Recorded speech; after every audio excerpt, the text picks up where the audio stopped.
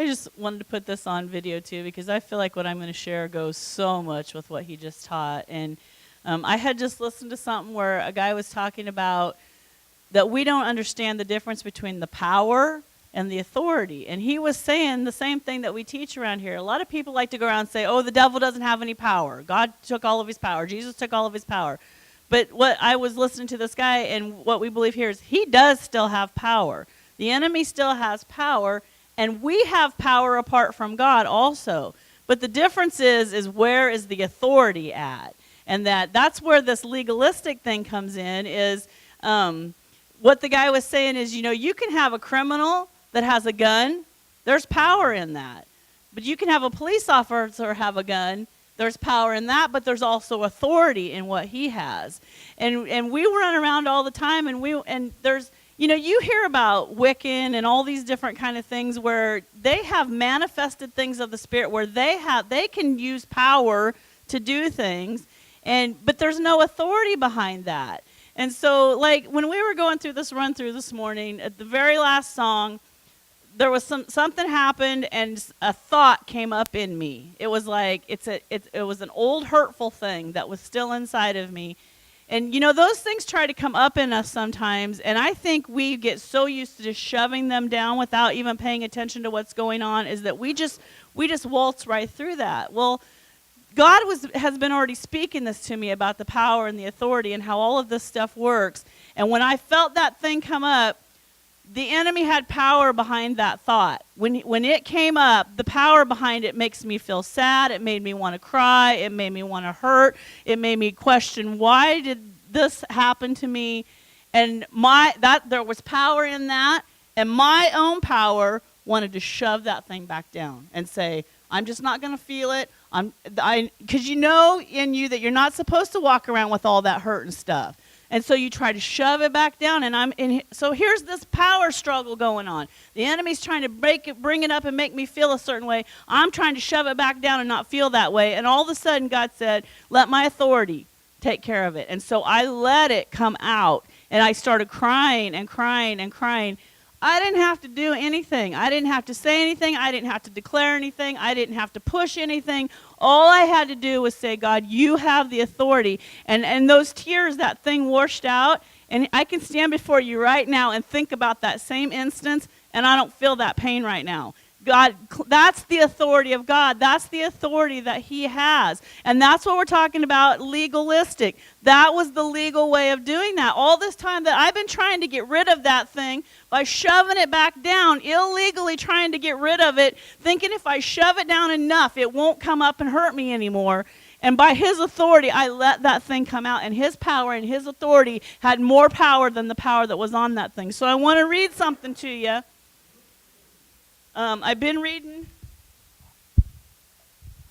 in Exodus about the Israelites, Moses coming to free the Israelites, and I'm just going to start reading to you in Exodus chapter 7, verse 1.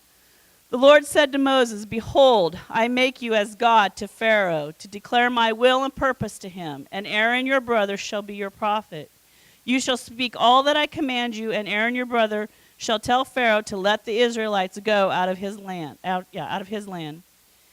And I will make Pharaoh's heart stubborn and hard and multiply my signs and wonders and miracles in the land. And I just want to stop there and tell you a minute. God didn't sit there and say, I'm going to show these signs and wonders, and then I'm going to go on this side and I'm going to make Pharaoh's heart hard just so I can show how powerful I am. What that really means is when it's just what Mike was talking about. When Pharaoh sees the favor of God on these people, it's going to make that Cain spirit rise up in him, and he's going to get hard, and he's going to get stubborn, and he's going to want to kill them, and he's not going to want to let them go worship their God because it makes him convicted. And I just read, and I'm not sure where it's at. You'll have to go look at it for yourself. But there's a place in here where God said he wanted to come and show himself strong in Egypt. He wanted Pharaoh to see who he was. And I would guess at that time that he was probably the leader of the then known world. Egypt was a very strong, high-ranking country, and he was the leader of that country. And had he let God change his heart, that would have trickled to the whole then known world. You know what I'm saying? And that's what God wanted to do, is he wanted to come show himself to everybody. But instead, that Cain spirit got on Pharaoh, and every time Moses would come, he would harden to it. It wasn't God making his heart hard. It was because of God and what was going on, he hardened his heart to it. Sorry, my pages are all flipping.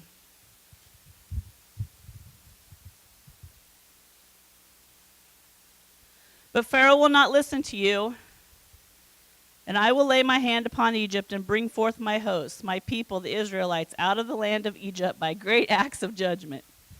Okay. Here. The Egyptians shall know that I am the Lord when I stretch forth my hand upon Egypt and bring out the Israelites from among them. And again, he wasn't wanting to bring out the Israelites and condemn the Egyptians. He wanted them to see how powerful he was so that they could have it too. And then I like this. This is really good for some of us. Now, Moses was 80 years old and Aaron was 83 years old when they spoke to Pharaoh. That gives us a lot of hope in this place, that this stuff didn't happen through them until they were that age. And the Lord said to Moses and Aaron, when Pharaoh says to you, prove, and mine says your authority, by a miracle, then tell Aaron, throw your rod down before Pharaoh, that it may become a serpent. So Moses and Aaron went to Pharaoh and did as the Lord commanded, and he threw down his rod before Pharaoh and his servants, and it became a serpent. Then Pharaoh called for his wise men, his skilled in magic and divination, and the sorcerers, wizards, and jugglers. And they also, these magicians of Egypt, did similar things with their enchantments and secret arts. And see, here in this country, we don't move much in spiritual things. So we think that the big miracle is that he threw down his rod and it became a serpent. That was normal stuff to them. He called in his magicians. They did exactly the same thing. And in fact, somebody I was listening to was saying they did that kind of stuff all the time. That was not a miracle to them. When Aaron threw down his rod and it turned into a serpent, that was not a miracle to them. They just called in their guys and they did the same thing. But now listen what happened. Because remember, God said he's going to prove his authority. Okay?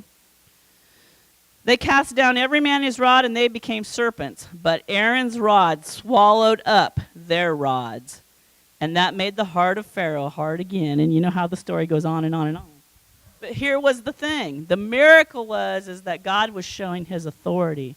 That serpent that was thrown down, or that rod that was thrown down on Aaron's rod, swallowed up all of the authority. So in other words, it was when Aaron threw down his rod and it turned into a serpent, and they threw down their rods and they turned into a serpent, it was power against power. It was a power struggle.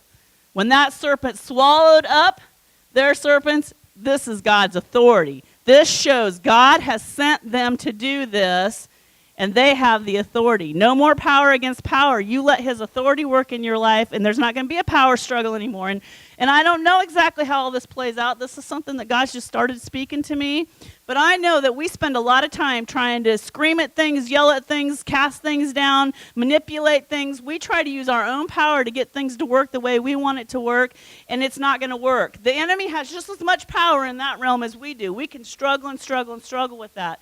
It's when we give up to that authority of God, and we say, God, just like I did this morning, I'm not shoving this down anymore into my own power anymore. Right now, I'm just going to open up. I'm going to let it come out. I'm going to feel what I feel. If it hurts, it hurts. If, whatever happens, happens.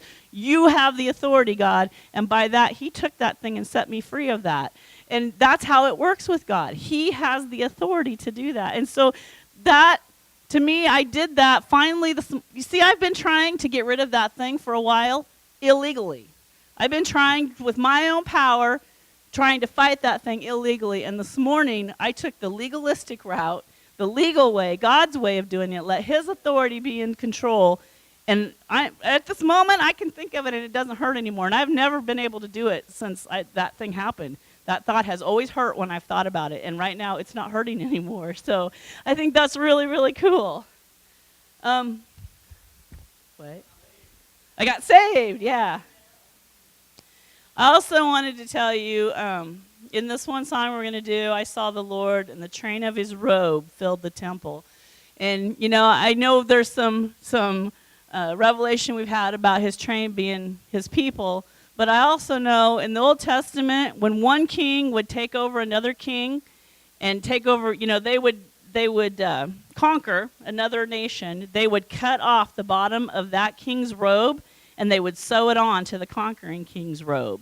And so what's that saying is when it says his train fills the temple, and I always see this big, huge temple, and God comes in, and that train just keeps coming and coming and coming. It fills that whole room because he's overcome every other nation, like we were talking about. He has the bottom of every other robe tied onto his robe, and that train of his robe is full because he's conquered everything. There's nothing that God has not conquered. He has the authority. That showed they had the authority over those other kingdoms. That when God's robe fills the temple, when his train fills the temple, it's because he has authority over everything else. There's nothing too big for him. Nothing.